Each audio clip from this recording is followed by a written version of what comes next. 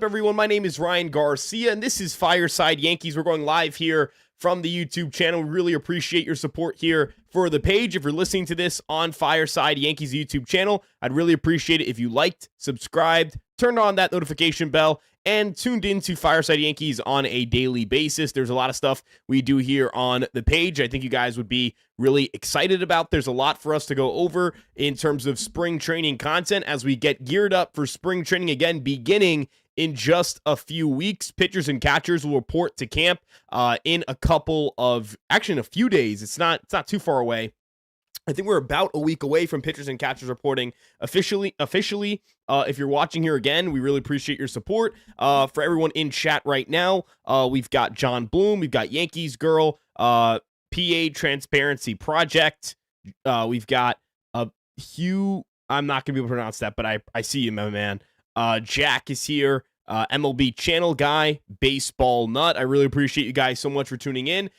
There is a good amount of information that we've gotten on the spring training invites. We'll talk about those, the non-roster invites specifically. We'll talk about some of the top prospects who are here. I'll give you guys a little bit of insight on what's dropping tomorrow, which is our top 30, but we've got a couple of things that we're looking at pretty quickly. Now, before we get into that, and before we get into that stuff, or the top 30 stuff, we're going to also talk about some of the bench bats who are still out there, who the Yankees are displaying a level of interest in. Again, we're going to keep talking about what's going on here in the Yankee land. We're going to break everything down right here for you. If you're listening again, we'd really appreciate a like and subscription. And that being said, let's get started talking about what's going on in spring training right now. Again, if you guys are here, make sure you guys let me know in the comments below. I'll shout you out as I start loading up these NRI graphics. The Yankees dropped their non-roster invites. Those are, again, I think there's not a lot of surprises here. You shouldn't be particularly stunned to see some of the names on here. The Yankees have a lot of their minor league free agent signings who are close to the big leagues. They've got a healthy amount of minor league option, or like minor league guys who are of note, who we just talked about in the baseball prospectus top 101. We dropped that video earlier today. I've got the graphic up here with our NRIs. Put on my glasses here because I can't see it all. And if you look first and foremost, I'm going to focus on the pitching side a good bit, because the pitching side is, and I keep coughing a lot. I just have a cough that's been going on for really the entire new year. The Yankees on the pitching side, they have a good amount of guys I'm interested in them having in camp. Brendan Beck and Harrison Cohen were, to me, guys who I thought were 40-man candidates, but did not make the 40-man and will have a chance to pitch in camp and, provide a little bit of, how do I put this? A little bit of depth, a little bit of like, hey, let's see what you've got. Let's see if it was a bad call to not put them on the 40-man or not. I don't believe that they're going to win jobs out of camp, but I think there's at least a chance to show something. Maybe a major league team views them as being worth it for their big league roster, and we'll kind of see what ends up happening there. Kyle Carr on here, he's a pitching prospect who isn't necessarily like big league ready. I think he's pretty far away from the big leagues, and I'll talk about him in my rankings tomorrow a little bit more, but interesting invite considering he doesn't have a lot of experience above the high A level. Obviously, Ben Hess and Carlos LaGrange, the two best non-40-man prospects on that roster or in the minor leagues right now. Those two guys are kind of really high probability non-roster invites, and, well, they're now going to get a chance to pitch a little bit in camp. I'm really excited to see how they end up looking, because they're of significance considering how close they are in proximity to big leagues, how the Yankees have been able to get these breakout guys to really pan out for them, especially on the pitching side. Dylan Coleman is of significance as well. He's a minor league signing. He's been above 100 miles per hour. Some other guys you should watch. Carson Coleman's a prospect that had a lot of really exciting traits about him when he was initially with the Yankees. He then ended up getting hurt. He was selected in the Rule 5 draft by the Rangers. He ended up re-signing with the New York Yankees, I think, he was returned to the New York Yankees in the Rule 5 draft. He looked pretty good in high A for a little bit, but there wasn't that certainty that his stuff would look the way it did beforehand. So, we'll at least get to see him a little bit in camp, see how his stuff looks, but really big four-seam fastball, tons of ride on that pitch, good amount of four-seam velocity. Now, let's talk a little bit about some of the guys who aren't here, because some of the guys who aren't here are a little bit I don't know if the word is perplexing, but perhaps telling of where their stock is at with the organization, or maybe their health, which is a little more ominous. One, the guy that I see mentioned in chat here, Brock Selvage. Brock Selvage is not invited to camp. So I don't know if that means he's hurt, but he does have more upper level minor league experience than Kyle Carr. So either he's hurt or they don't have that high of a view of him, considering he was a starter for them in the spring breakout game in 2024, and he looked really good. His stock has kind of collapsed since then. Injuries, his fastball hasn't looked as good. He just has not been that good of a pitching prospect since that point in time, which again, we'll discuss tomorrow in our prospect video. So I'll kind of save that for then. Let's talk a little bit about some of the other omissions here. Bryce Cunningham, not on here. I don't think that's a statement of where they feel he's at. I think it's just the fact he's never pitched above high A, although I'm kind of, not happy about the fact he's not included. I wanted to see him a little bit. On the relievers side, trying to think if there's anybody who's like a stunning omission. There are some high A guys who performed well, but I'm not particularly shocked the high A reliever didn't get here. So yeah, actually, PA Transparency Project, that's a really good one. Raiselman. Now, I do think he got surgery, so I think it's just the fact that he's rehabbing from it, but I did see he got off-season surgery to clean up his elbow, which seemed to be bugging him throughout the year. It's a little bit dark to say this, but it's a little bit of a green flag that he was hurt, not because you're happy that he's hurt, but because it would at least explain the issues with his performance and why he couldn't locate. Now, I do want to talk. We're going to talk about the WBC a little bit because there's an interesting note that was just I just found out about that has to pertain with Team USA, and it's Paul Goldschmidt being on the roster. We'll talk about that a little bit, even though he's not on the Yankees right now. So I do think the NRIs, there's an interesting group of guys here. We got a super chat from Jonathan Carrizzo. Let's go Yanks. Can't wait to see the kids via MLB.com via spring training. Is Tampa Bay playing at Steinbrenner Field in 2026? No, he is not. He is there. I mean, no, they are not. They are not playing in George Steinbrenner Field this year. So the Yankees will get their George M. Steinbrenner Field complex back so they can play single A games there. We don't have to try and get backfields data through sketchy and unreliable sources.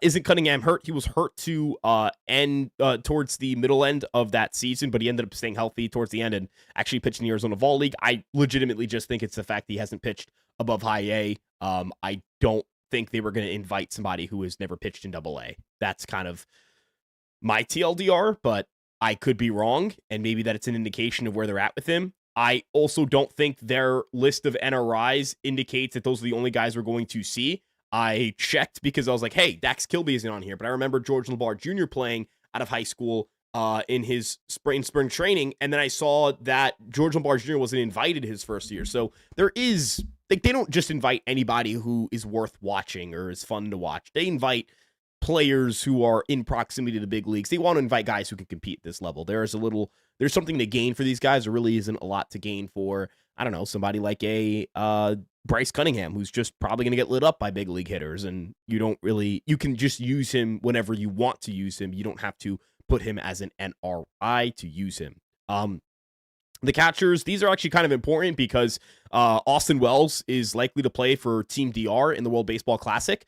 I don't believe JC Escarra is playing in the World Baseball Classic, and I also don't believe that Ben Rice is playing in the...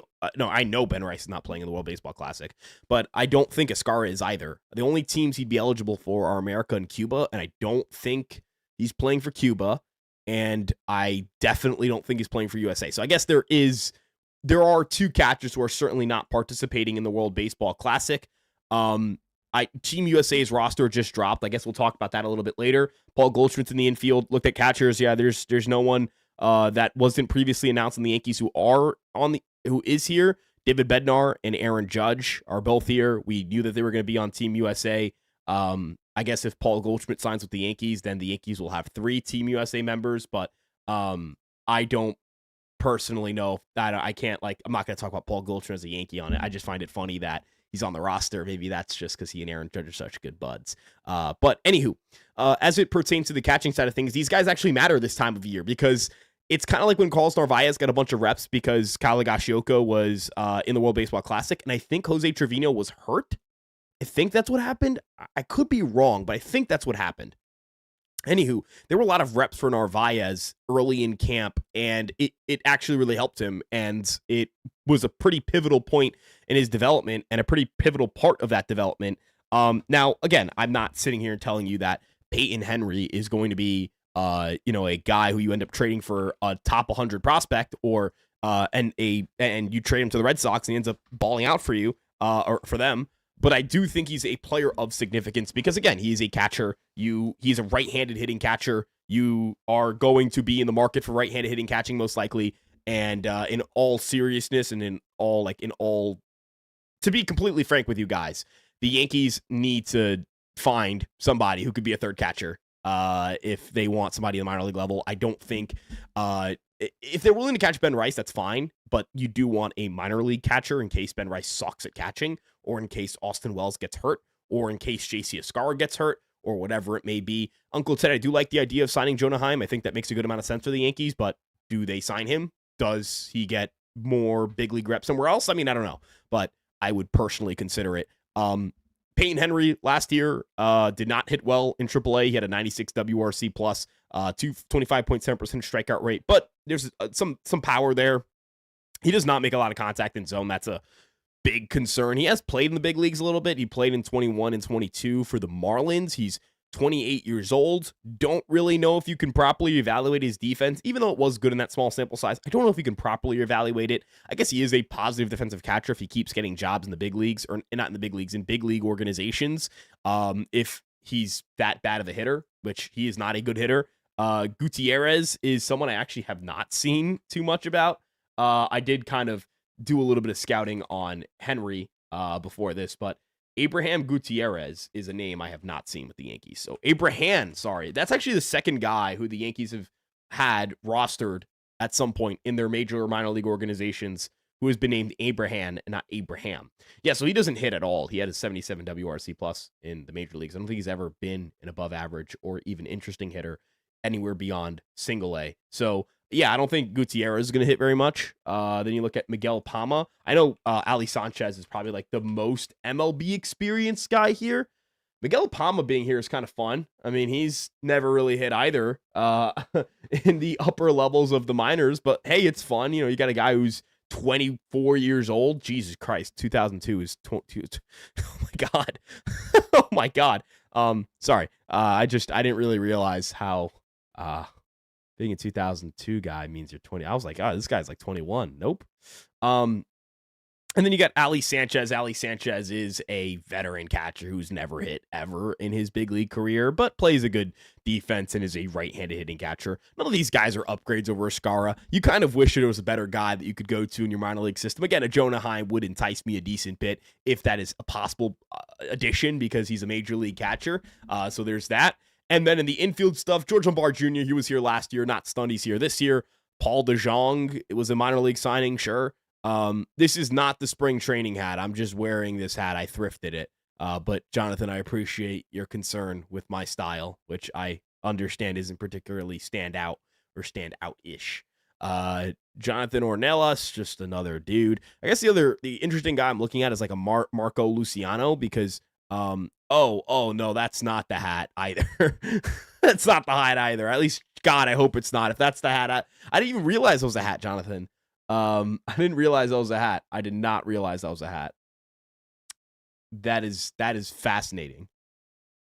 I did not realize it was a hat. If that's the hat, that sucks. I agree with you, Jonathan. Yeah. Anywho, I mean, this hat I'm wearing is not particularly tough either. I don't really like it's a black hat. It's not particularly special in any regard. It just blends in well. And I'm very bald right now. I have very short hair at the moment, and I'm not particularly proud of that fact at the moment. I'll be taking care of it, so it does grow in pretty nice, but we'll see.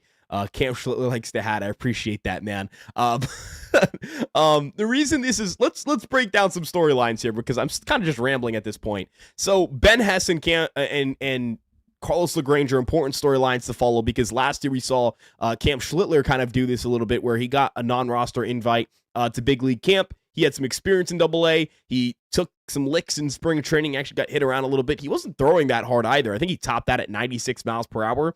He then kind of goes into AA. He's throwing around 95 miles per hour, 96 miles per hour on average. Obviously, this is an outlier situation. You're not going to expect Ben Hess to start throwing 4 miles per hour harder, or Carlos LaGrange to find a way to throw 102 miles per hour on average as a starting pitcher. Definitely not. But what this did do was give him some experience against big league hitting, kind of figure out some of the warts in his game. Why wasn't he able to put away certain guys? Why he, the things he needs to work on. He was able to throw some changeups, although the changeups he did not feel comfortable throwing. He ended up going to his cutter, to his cutter in Double-A late April. Figured it out, started punching out guys left and right. Again, I just think the Yankees, there's something to learn from pitching against good hitters. And I don't think that should be understated. And for somebody like Carlos LaGrange or Ben Hess, it's pretty cool to see where these two guys are going to end up being in 2026. I think that we're going to see both of them start in Double-A. For LaGrange, maybe there's an outside shot. He has a really good camp and starts in Triple-A. I do think the possibility of LaGrange having a good camp shouldn't be dismissed. He has electric stuff. Although, again, I don't really believe...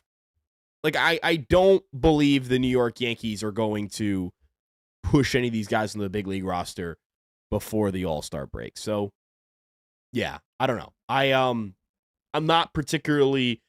I'm not trying to sit here and pump these guys up as big leaguers already, but I'm trying to pump up the fact that, hey, these games do matter to these guys. They're able to get something out of this, and I am pretty excited to see how they look and get some StatCast data on them as well. So we'll take some of your questions here. Hess's nice cutter's rule. Yeah, I think, Ben Hess doesn't have that cutter yet. It's more four-seam, sweeper, curve, changeup. So, yeah. Scouts like Hess a lot, which I think has driven his prospect rankings. Yeah, I mean, I've talked about Ben Hess as somebody I've been pretty high on, and I remain fairly high on. I really don't see a reason to not be high on him. I think he's got everything you'd want in a pitching prospect. He is, in terms of a guy who you could rank as a back end top 100 potential guy. I just think he brings a good amount of, how do I put this? His four-seamer has a good shape given the release height. It's got some tail to it, which isn't particularly ideal at times. More of a pitch that you can miss some barrels with versus missing some bats. But it does play an important role because it establishes the top of the zone, and the Yankees are able to have Ben Hess throw that fastball top rail, set up the curveball, set up the sweeper, set up the changeup. The feel for the changeup was actually way behind where I kind of expected it to be. And I during the season, you're just watching so many prospects, and I'm also covering, big league stuff that, some of your analysis kind of gets outdated pretty quickly. You have to sit down and really go through the tape. And I went through a lot of tape, and I spent a lot of time watching these games. And shout out Yankees Farm. They have tons of film online. I mean, it's quite incredible. Well, I wasn't able to really, I didn't see enough good changeups for me to go, oh yeah, the shape matches the feel. I kind of walked through with the impression that he didn't love his feel for the changeup. And I'm not saying that he's going to have a bad changeup and that he can never fix that changeup, but I don't think the changeup's in a spot where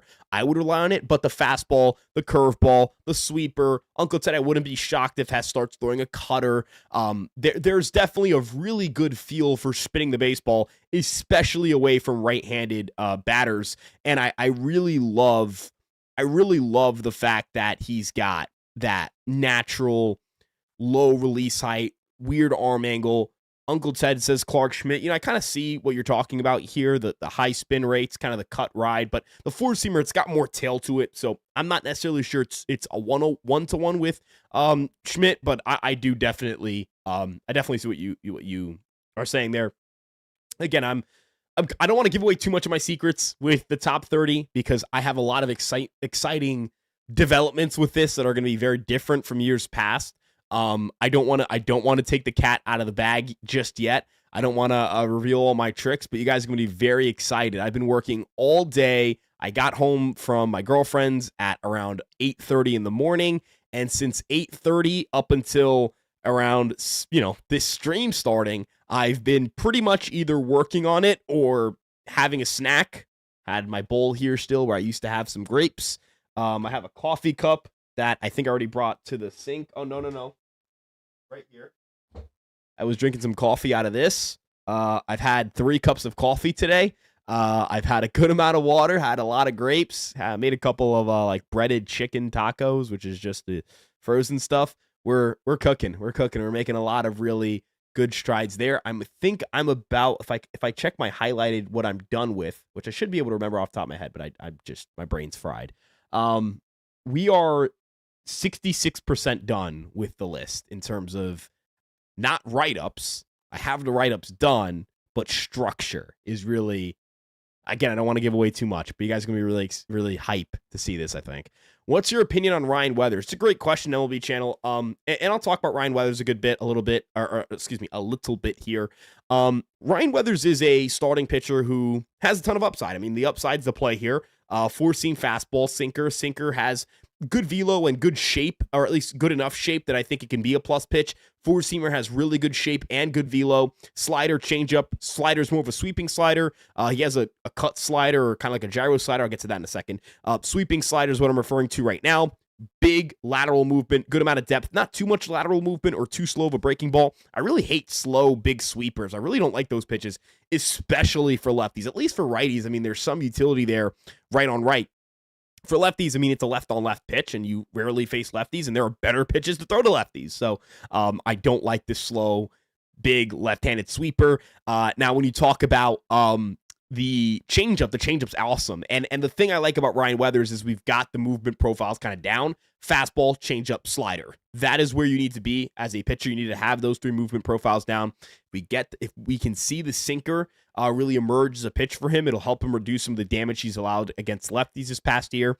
And if that kind of cut slider thingy, I know Jack Curry mentioned that they were trying to work on this stuff with him. If he can turn that into more of either a cutter or a true gyro slider, we could be cooking with gasoline here. We could see this guy really become a number 2 caliber starter on a postseason contender. And I want to differentiate between a number 2 starter on the Pirate. That's a good rotation. I'm not going to shit on them. A number 2 starter on the Athletics and a number 2 starter on a team with World Series aspirations. I think there are just different standards to that. And I'm trying to make sure that when we talk about the Yankees, I'm talking about a number 2, like a game 2 starter. That is what I'm referring to. I think Ryan Weathers, with the right adjustments, could be a game 2 starter. Let's talk a little bit from Minnesota Fats, I think is the name here. Is that, I'm trying to see the profile picture. I can't tell what that is, but I'm going to hope I can tell what that is. I'm about to riot. The Yankees are wasting Judge's prime. Are you kidding? With just a Bellinger signing, are you kidding me? Well, look, I think Gary Phillips, who I'm recording with tomorrow, will have another podcast out.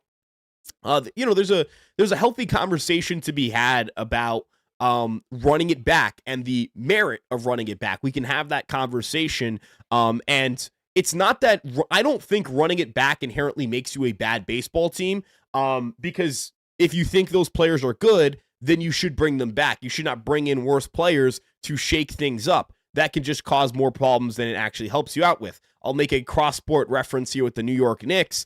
When the New York Knicks they didn't let him walk. They could not bring back Isaiah Hartenstein. And as a result, they had to go trade for a center. That cost them Julius Randle and Dante DiVincenzo to go get Karl-Anthony Towns. I'm not trying to sit here and diss Karl-Anthony Towns the day after the guy gets stitches in his eyebrows and plays a pretty tough and competitive game. I was very proud of the effort he put out there. But it's just to say, I do think the Knicks would rather just have ran back Isaiah Hartenstein. They could not do so, but I think they would have rather done that. And that team didn't make the Eastern Conference Finals. And I think if they had ran it back, they would have gone further in the postseason than they did when they did end up going to the Eastern Conference Finals and lost in 6 games. This is a very long-winded explanation of saying the Yankees believe, much like the Knicks did at the time, which was that their team, if they ran it back, was going to be pretty freaking good. If the Yankees believe their team is good, they should not avoid running it back for the sake of optics. Now, again, I'm not sure this is going to work for them because, as it's noted here by Uncle Ted, they did not run back last year's bullpen because last year's bullpen just lost two dudes in Williams and Weaver, and they haven't really replaced them. And you can't tell me Cade Winquest is a replacement, even though I like Cade Winquest as a project. You can't tell me a full season of Jake Bird or Duvall or this or that. Those things don't work as upgrades for me. I do believe you need to bring in guys who are better than those guys to make your roster better. I'm going to get to the super chats right now. First one from JXV88. JXV88, thank you for the super chat. I heard Lombard has a hole in his swing. Outside scouts say he struggles with high velo, fast, up and in the zone. So there's a really good video done by Lance Brazdowski from, actually, I think he's mostly independent. He does stuff with Marquee Sports, but he's a very smart baseball mind.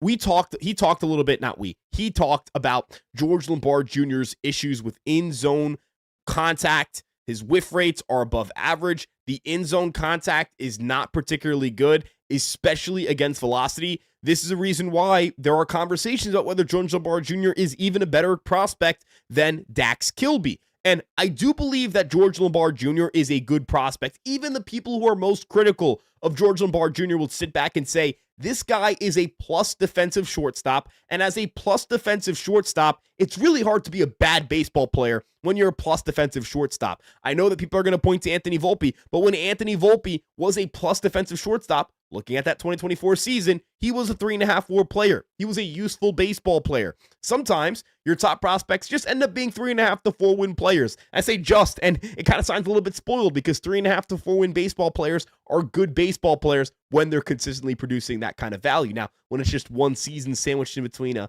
okay rookie year and a really bad junior year, that's a different conversation. But yes, Lombard does have issues with velocity. I do tend to be pretty pessimistic on the bat relative to the public, but I am pretty optimistic about the glove relative to the public. Even though the public does believe he's a plus defender, I think he'll end up being a Gold Glove contender at the position because I think he can make throws across his body. I think he has the lateral movement, the athleticism. He is a very, very, very good and talented defensive shortstop. The physicality is excellent. The base running abilities are excellent. I think this is somebody who's going to be a +8 or 9 at shortstop, whether you look at defensive runs saved, outs above average, fielding run value, whichever stat really tickles your fancy, that's the stat I'm referring to in your head. So that kind of defense at shortstop, 25 to 30 steals, depends on the OBP, of course, and somebody who can slash around 230, 330, 230, 330 for 400, somewhere in that range, 630 OPS, 730 OPS, sorry. That's like a 105 OPS plus, 25 plus steals, and really good defense. I know that's not a particularly special baseball player, but it's a pretty damn good baseball player. That is a 4.5 to 5 win player. I just described like Mason Wynn, essentially, who is pretty good. Cam Schlittler also mentioning this here. Lombard has moved pretty quickly, which probably has hurt his contact to touch. This is a big year for him. Yeah, I agree. Look, the fact he's going to be able to repeat Double-A, and he did make some progressions down the stretch. He was hitting the ball harder. He was making more. He was hitting the ball really hard. Those are really important notes here. That again, I'll talk about Lombard more tomorrow. Where do we stand with the 40-man roster? This is from Jonathan Carrizzo. Jonathan, I really appreciate not only your patience but your second super chat. Thank you for waiting for us to properly get to the first question here. Thank you so much. We're going to spend just as much time here with this question. Where do we stand with the 40-man roster? Don't we need to axe two guys? This is a good question. So, Jonathan, me personally, I believe that the Yankees are, with their 40-man roster, or I think they're actually not in any 40-man trouble right now. And you cannot make, like today, they claimed somebody off waivers. You would not be able to do that without the corresponding move. They cut Dominic Hamill, a former Met prospect, from their 40-man roster. They have 40 people on the roster right now. They don't have to do anything to their 40-man roster, whether it's add, whether it's cut, and you also don't have to set your 26-man roster until obviously opening day, so don't even have to worry about that right now. But the 40-man roster, as things stand right now, I do believe their 40-man roster is all legal with Major League Baseball. You couldn't run an over, I don't know how to put this. I don't want to use like a vulgar term here, but you can't run a fat 40-man. You got to run a normal 40-man. You can't complete a transaction, have 41 players on your roster without a corresponding move promptly after. And as the official corresponding move, I know you're going to sit back and say, well, Ryan, remember when they claimed Hamill, they had 41 guys on the roster? They did, but they didn't officially announce it on their PR department until after they had a corresponding move with it. So I do think there's a little, I'm being very like, this is really nerdy. This is really like, you need to get a life. I was going to say need a job, but this is my job. So I guess I don't need to get a job. I just need to keep getting better at my job. And this is part of getting better at my job. That's a whole convoluted conversation. But the Yankees would not be able to you legally cannot have an overstuffed roster without making a corresponding move. So they're fine right now. Boom. That's the long-winded explanation. Jonathan, love the semantics. This is what I live for. And I live for like very marginal, very nitty-gritty shit. I just finished watching hours of tape of Blake Gillespie in college and like a lot of stuff. Like that's just what I do. It's not in the job description technically, but it is in the job description technically. Now, there's a question here about Nick Martinez. Should the Yankees sign Nick Martinez?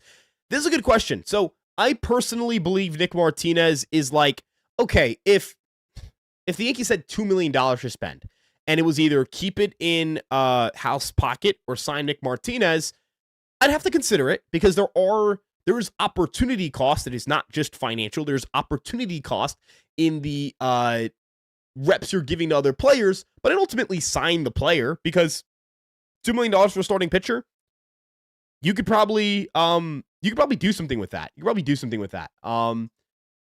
I don't know. You could probably do something with $2 million, I imagine, right? So yeah, like I don't know if there's another way to put it. You can legitimately, like, I just don't think it's that big of an issue how do I put this? I don't think it's that big of a issue or a problem to have more pitchers than you think you need. I mean, Luis Heel could blow out his shoulder in March.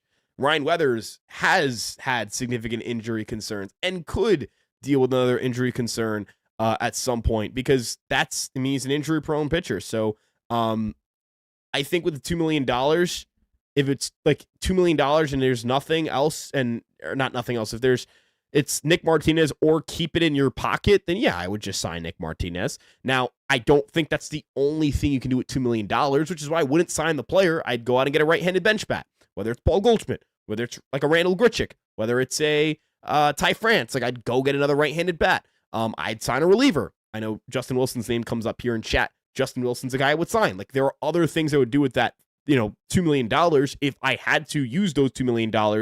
But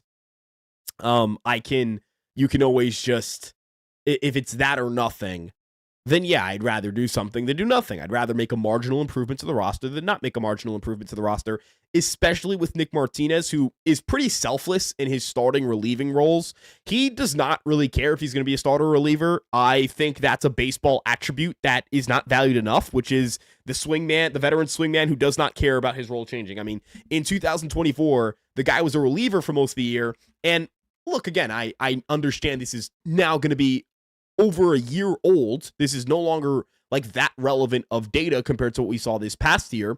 But in 2024, the guy is getting his, what kicked as a starter to start the year, gets pushed back to the bullpen, makes a couple more spot starts, looks terrible, makes another spot start, looks awful, spends most of the year in the bullpen. And then in August, the Reds are like, hey, we need you to start. And he ends up pitching to a 2.42 ERA with a 3.25 FIP and a 18.4% strikeout to walk rate. Like, that is pretty valuable to a roster. It's the fact that you can sit back and go, I mean, I need you to pitch in relief. I need you to pitch in relief. I need you to pitch in relief. Now I need you to start. Please help me out here.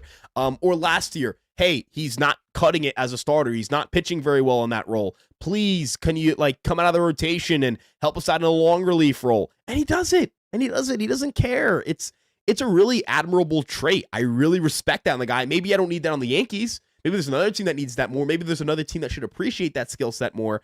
But Nick Martinez, I have a ton of respect for as a pitcher in this league because the guy just does not care about his role. And I guess when you're making money, who cares, right? If you're making millions of dollars, I'm sure no one in this chat would care, or I'm sure that's what the consensus would say. But considering that affects your ability to make money, you should care. You should care if you're a starter or a reliever. And I don't hold anything against players who care, even when they're making millions of dollars, because the team is costing you money. I don't want anyone to cost me money, even if I'm already rich, probably. Or not, I don't want anyone. That's a very loaded moral question. I guess I don't want a billionaire telling me if I'm making less money than them. I don't want them interrupting my money flow, I guess is the way to put it, for my role. That is a very loaded comment. I don't mean that in a loaded comment way. I literally just meant that in the specific context of starter or reliever. Let's talk about some other stuff in chat, because that was Jesus. Lombard has plenty of hype and hope. Let's give him time and not repeat the mistake of rushing Volpe. I think the one small downside, the very not small downside, the very sorry, coughing, minor detail that people don't really talk about enough when it comes to the Ryan McMahon trade is that because you have him for 2 years, you do have a big leaguer for 2 years that you can stash in your infield, rather than what likely would have occurred if they acquired a Red Soul, which was, all right, we're going to go into the infield market. We're going to bring that guy back maybe. I mean, given the tone of this winter, if that player had performed decently, they probably bring that player back, right? I mean, we're just going to play this game here for better or worse. Then I think that we would see them potentially, maybe, sort of, kind of. I think Lombard would get a little more shine as a guy who could play in the big leagues in 26, and I kind of hate that. I don't, as you mentioned, want them to repeat the mistake with Volpe, Jack. I don't want them to put a guy in the big leagues who's not clearly and obviously big league ready, and they made that decision over spring training. And look, I was happy about it at the time. I was excited, and look, man, we're all fans. It's normal for us to feel this way and be excited and all that stuff. And Volpe was once a really good prospect. Volpe was once a better prospect than George Lombard Jr. Volpe was once a better prospect than so many guys on this roster or in this farm system. And I don't whatchamacallit. How do I put this? He was a much better prospect than anybody who's currently in the system. Maybe not much better, but definitely better. So, yeah, I think there's a little bit of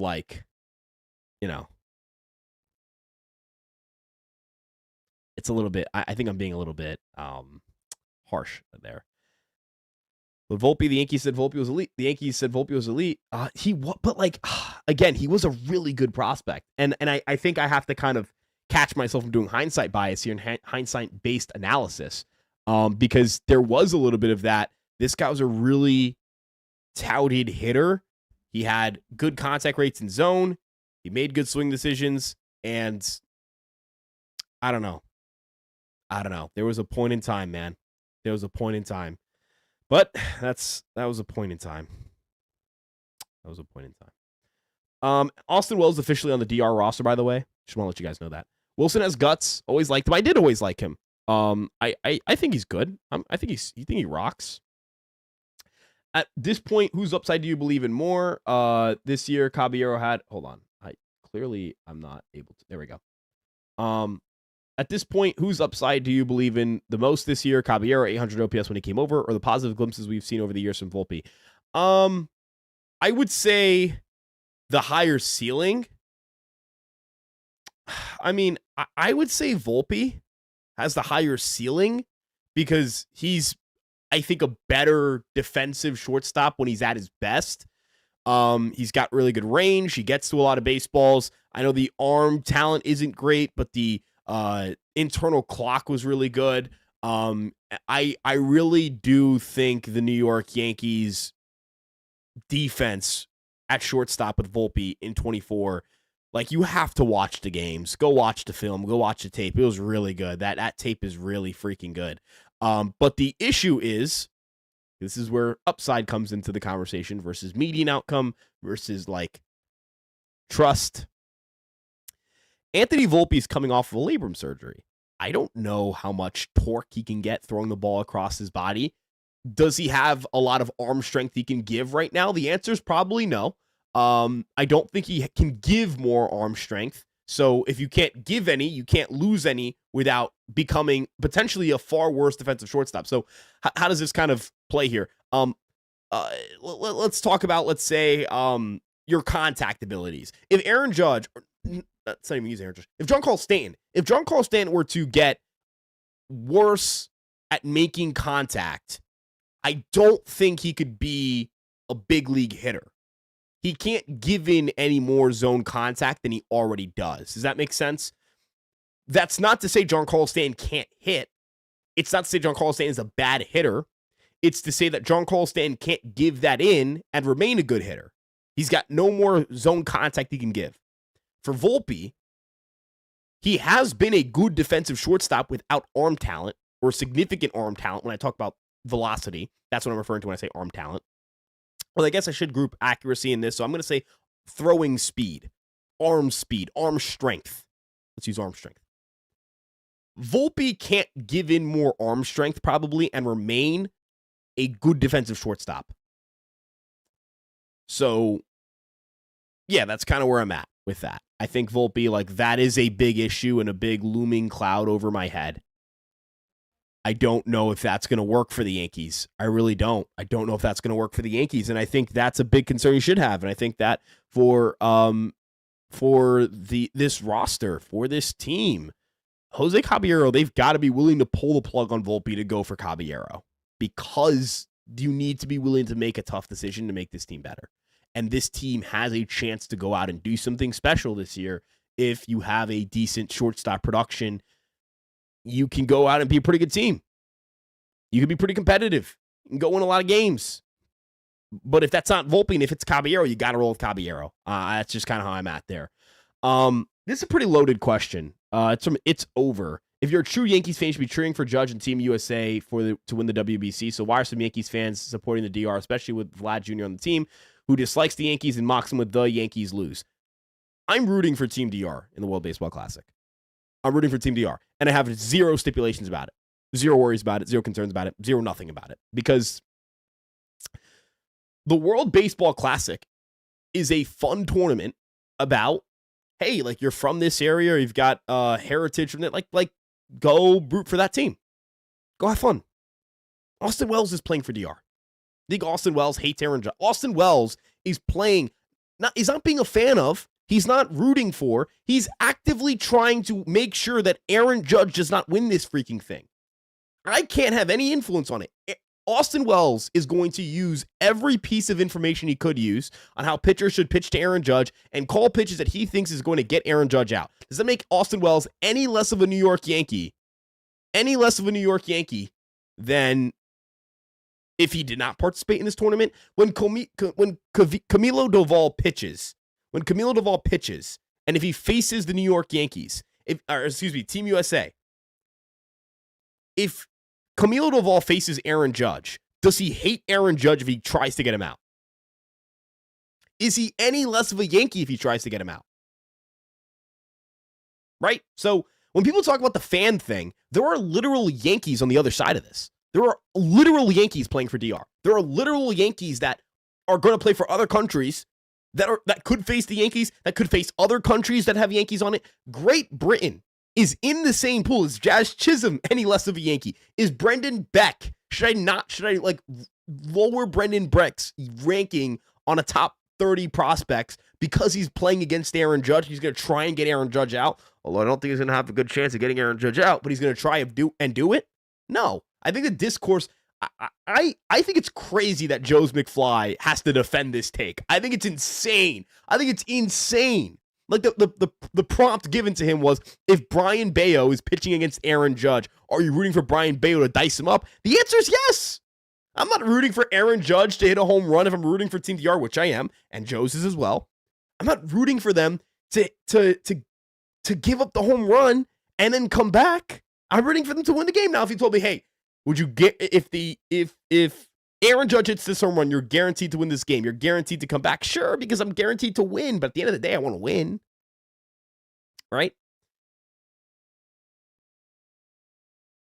It is what it is. Like, I'm rooting for Team DR. I think every Yankee fan should be allowed to root for who they want to root for. And I don't think people should be, it's just baseball means nothing. It's just it's a fun tournament. It's a fun tournament. So, I don't think it's I don't think it's a big issue. I don't think it's a big issue at all. I think we're overblowing it. Yeah.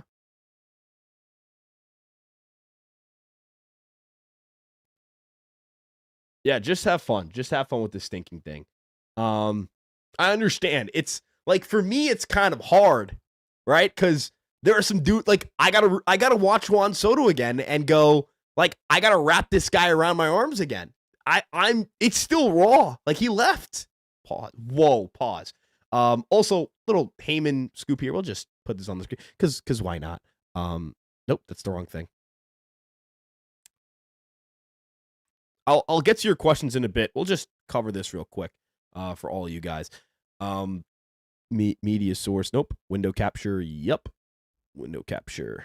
We're just gonna put this. We'll put this on screen in a second. I'm just working on it right now. Select the window to capture. Look like I'm gonna get rid of this image over here.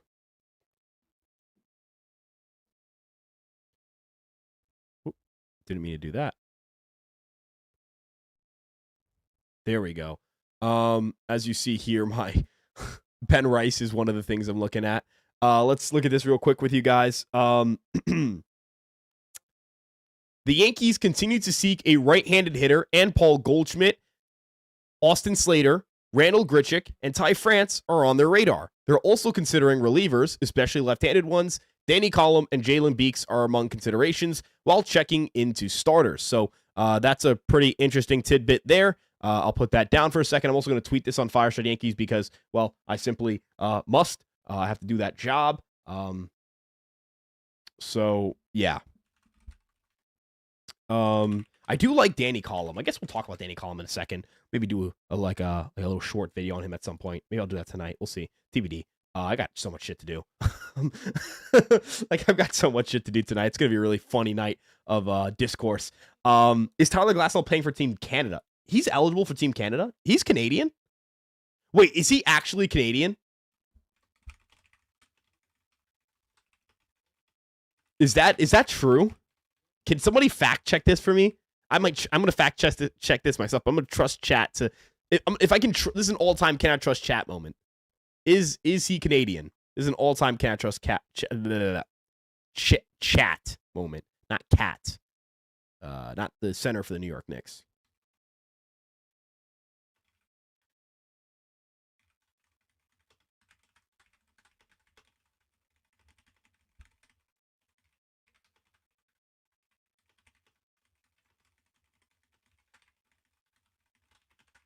We're gonna chat. We're gonna check this. We're gonna check this. We're gonna check this. I've never gotten the sense he's from Canada. He was born in Newhall, St. Cal. He was born in Cali. He was born in Cali. He's actually. This is. Hold on. Wait, am I wrong? Chat, am I wrong? This is by Cal. No, it's not even by. This is in Cal. I was like, dude, is this like near Canada? No, it's not even near Canada. Because I was thinking, like, is this like maybe that, in a part of California that is, I mean, there's not even a part of California that's near Canada. So, like, that doesn't even make sense. I was lied to. I hate being lied to. I was lied to. I do like the Jose Alvarado trade for Tyler, for you asking. I do like the Jose Alvarado trade for the Knicks. I think it makes them better. Oh, sorry. I missed a super chat from JXV88. The scouts have always said Volpe's better at second base. Yeah, I mean, I think they were wrong though. I think he's going to be better at second probably than at short. So I guess they're right, but I don't think he's a bad defensive shortstop, or has been a bad defensive shortstop throughout his career. I think this past year was a bad defensive year, but it's possible that's tied to injury. It's also possible that, like, it's possible he just isn't going to be a good defender anymore. So yeah, it's possible, man. It's possible. I guess we'll talk about Danny Collum for a quick sec. We'll talk about some of the relievers here. Do I like Danny Collum? That's a good question. Do I like Danny Collum? That's a good question. I liked him at the deadline. He was kind of ass after the deadline. Salute chat. Donnie, what's up, my man? Hope you're doing well. Yeah, I really did not like Danny Collum. I love Danny Collum. Sorry, what am I saying? I really liked him in the first half as a trade deadline candidate. Then he went to the Rangers, and he was absolutely terrible. Stuff plus decreases off the cliff, out the wazoo. He starts getting barreled up, starts getting touched up. And just wasn't a good finish to the year. Do I think he sucks now? No, I think his command was just off. The overall numbers in the season were still pretty strong. I still believe in the player. Definitely the degradation in strikeout to walk rate is a little bit concerning, but the swinging strike rate is still there. I don't think the stuff is headed in the right direction. So like there is some concern there, but as Cam Schlitter notes here, crazy release height. I mean, just wonky high release height. Don't know what happened here. I really don't know what happened here. I'm trying to just see if there's anything we can obviously see from like a pitch usage standpoint. Isn't anything there? Is there a pitch velocity thing that goes on here? Like, did he like just lose some zip on the velo?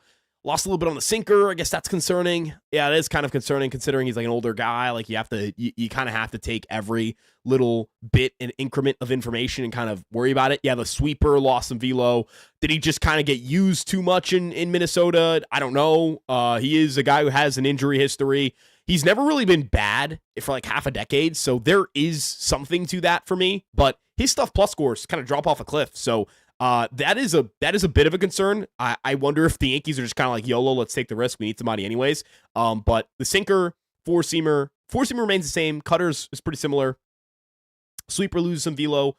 Curveball thrown a couple times, thrown a little harder. The amount of times he threw the cutter, four-seamer usage jumped too, which is weird. He stopped throwing. Is Texas just stupid? Is Texas just really dumb? Why would they? Wait a minute. They cut the sweeper usage, which is one of his best pitches. They increased the four-seam usage. They decreased the cutter usage, or they increased the cutter usage, nearly double the fastball usage, decreased the sinker usage, decreased the curveball slider usage. I'm not really sure what the game plan was here at all. This is some pretty bad player dev stuff here too. Like I would never want to pitch for them again if I was Danny Collum. That is some really stupid pitch calling. Maybe he just didn't have it though. Like, I mean, I'm saying it's stupid pitch calling. There's a chance he's just like, yo, I don't have it anymore, bro. I can't throw any sweepers. Or maybe there was an injury. I mean, I don't know. I know you guys want to bring back Jake Cousins. I mean, dude, if you want to bring back Jake Cousins on like a minor league deal, like I couldn't care less. That's fine. Like I'm not gonna be particularly upset. Is really not gonna be an issue to me. Jalen Beeks was like an interesting deadline guy. I don't know how he aged after that. He didn't get traded. Oh wow, he didn't get traded. He was an interesting deadline guy because he has like good stuff. He has had good years in the past, and he has had moments of looking pretty good, but has never really stood out to me as this like elite kind of guy. Yeah, he just didn't look good after the deadline in terms of strike. He got hurt after the deadline, huh? He got hurt after the deadline. I'm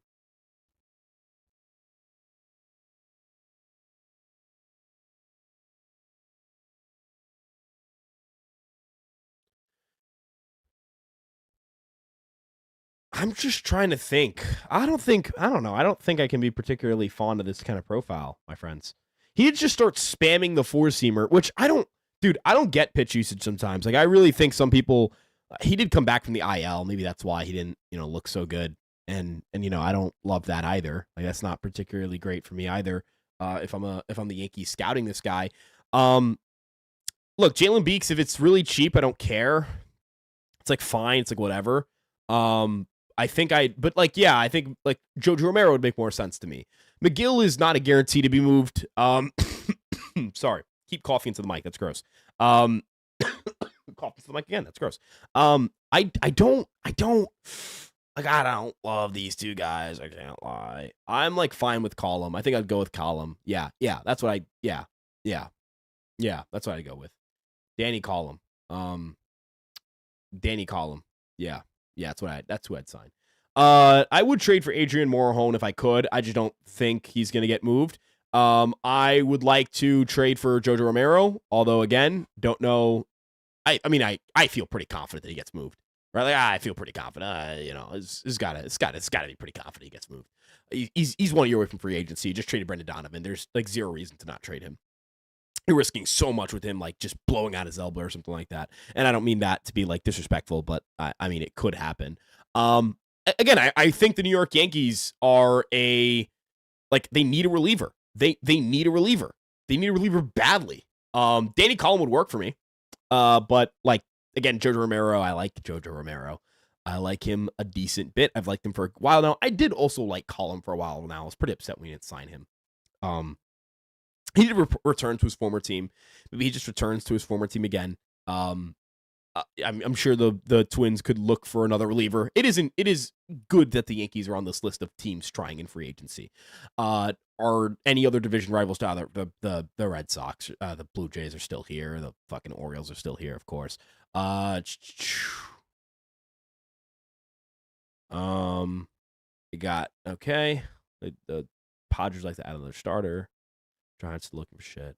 I don't think we're going to go get Zach Gallen. I'll tell you guys that right now. I don't think we're going to sign a starter either. I know Heyman mentioned that we're still checking on a starting pitching, but God, I don't think. Yeah.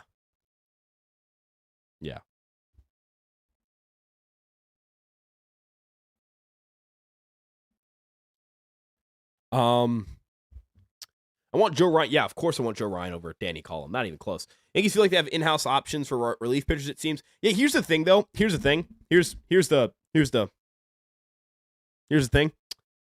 I really think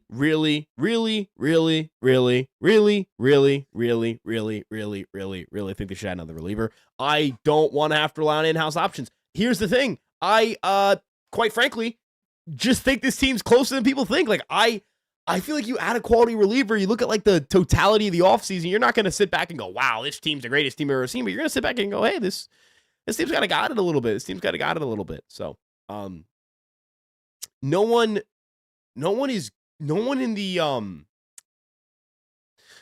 in free agency is good or good enough to like, not good. No one in free agency is changing the division, I think, unless like the Blue Jays sign Zach Gallen. You could maybe convince me that they could maybe convince me of that. We'll see.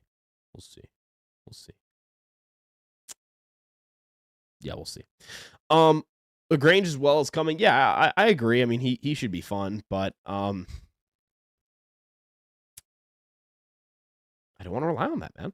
Also think he's going to end up being a starter potentially. Again, I don't really know. I don't know. Anywho, we're going to start wrapping things here in a bit.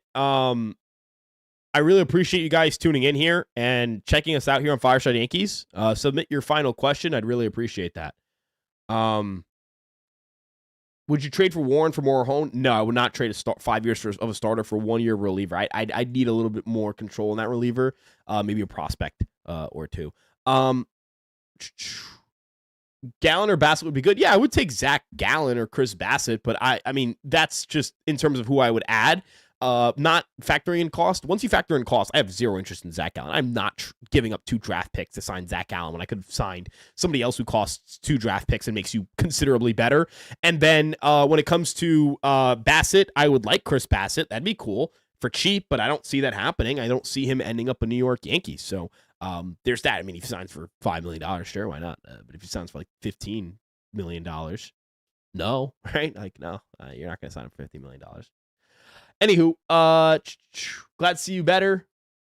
Go get Romero or McGill. I'd love that. Donnie with the hit the likes and subscribe. Donnie, you're the man. I really appreciate that. I want LaGrange to be the next Mason Miller. I think that'd be sick. But me personally,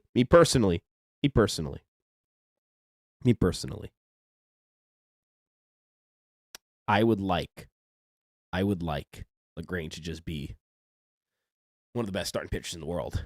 That's where I'm at. Were you surprised that Giannis wasn't traded at the trade deadline? If you told me like 3 days ago, yes. If you told me this morning, no. I will say this, and I'm going to speak pretty passionately here, so just hold on, guys. the Buck fans were like, Giannis was never going to get traded. Like the Bucks, the dumbest shit ever from the Bucks. Doc Rivers, what's the latest Giannis update? Oh, we're going to see if he's on Giannis Antetokounmpo's All-Star team. Giannis had been telling the media for weeks whether, maybe I don't want to be here, blah, blah, blah. Like, I don't know if I'm going to be here. I don't know, blah, blah, blah. The Bucks were fielding serious offers from other teams for Giannis Antetokounmpo. And their whole shtick is now, Shams was wrong. Stupid Shams. He never wanted to leave. You morons. You were trying to trade him. You were trying to jumpstart the rebuild, baby. You were trying to get this shit moving. You didn't get what you wanted. And now you're going to position it as if you actually didn't want to trade Giannis. And when the summer comes around and the Bucks go up to Giannis, will you take this extension? He goes, fuck no. It's going to be really funny because guess what? In the summer, more teams are going to be able to trade for Giannis, including the New York Knicks. And it'll be really funny when Giannis doesn't sign a stinking extension to stay in Milwaukee. And that dumb organization has to sit back and eat all that shit of what they were saying. Shams is this reporter is that reporter is this. You tried to trade the guy. You objectively tried to get rid of the guy. You tried to trade him. You wanted to get a big package back. You did not get a big package back. And you correctly assessed you could get more in the summer for Giannis. But now you've got your guy backtracking. And for Giannis too. You either want to get traded or don't. Sign an extension tonight or ask out. I'm tired of it. I personally think it's the dumbest saga in the world. This is way worse than when people are like, because people did this with Dame. They were like, he won't ask out. He asked out. When he finally asked out, he asked out. Giannis is either Giannis either take an extension or ask out. It's that simple. Stop with the drama. This is bullshit. The Bucks and Giannis are the clowns of the deadline. I'm sorry. It's some of the most egregious attention-seeking I've ever seen in my life. And the dumbest backtracking and victory lapping. We didn't want to trade him. Oh, come on. Why do you think the Timberwolves cleared up payroll? You think it was for fun? No, they did it to try and trade for Giannis because they really thought they had a chance here. So, yeah. We have a super chat here from Vinny Dice before we wrap things up. I'm confused with the things that come with the Zach Gallen contract. I'm very confused. So Zach Gallen has the qualifying offer, which means the Yankees, because of their luxury tax penalty, would have to give up 2 draft picks. It would be their 2nd and 5th highest draft picks, which, since they have not given up any draft picks, would require them to give up their 2nd and their 5th round pick. I don't think the New York Yankees are going to do that for Zach Gallen. I personally would not do that for Zach Gallen. So that's where I'm at with this stuff. That's where I'm at with that. Dominguez, Cunningham, Heel, Carr, Lodolo, Steele, Ashcraft. I would do that. I would do that pretty quickly. I think the Reds would not do that. So, there's that. Harden to the Cavs. Yeah, I saw that. I think it's the biggest trade of the deadline as well. I actually think it makes them considerably better. I think it makes them better. Anywho, appreciate you guys so much for tuning in. You guys are the best. I really appreciate your support here on the podcast. You guys are awesome. I love you guys so much. You guys are great. You guys are awesome. Like, you guys are the best. There's nothing else I could ask for. Like, subscribe, turn on that notification bell. We'll see you guys in the next one. We'll have 2 videos out tomorrow. Get double upload, podcast at night with Gary, and then a video in the morning. Prospects. I'm going to be working on it all evening. So yeah, we'll see you guys in the next one. Have a great rest of your day. Peace out, everybody. And